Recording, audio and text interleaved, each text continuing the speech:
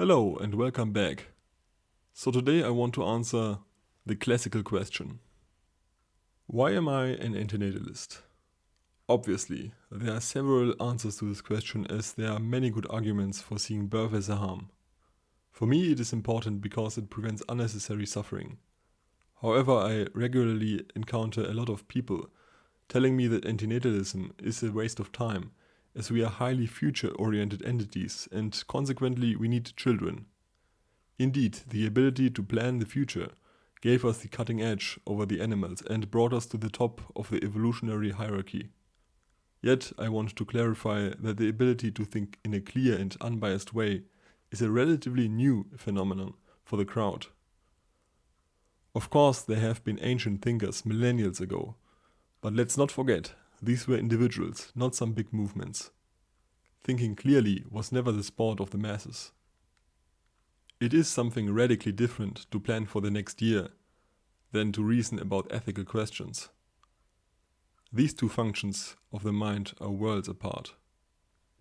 You should get this picture by looking back in history. About 500 years ago, science was considered the work of the devil, as it questioned the worldview of the church.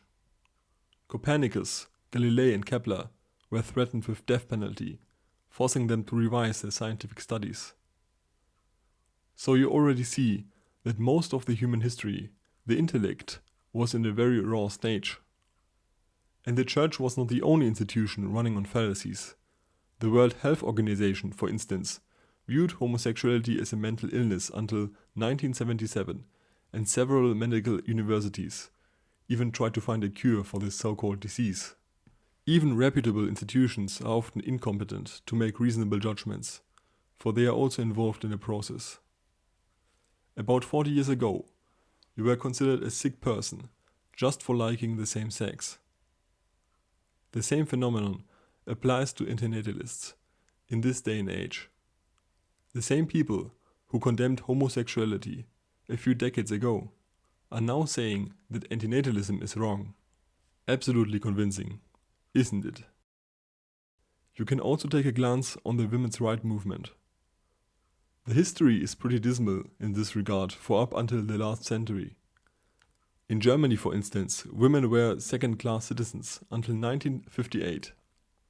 Only then, they had the same rights theoretically.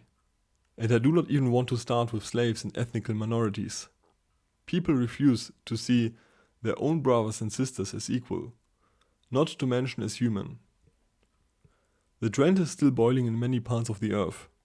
Therefore, it is reasonable to see humans just at the beginning of the development of reason. One day I hope antinatalism will also be taken as seriously as science, for both are based on observations and bulletproof arguments.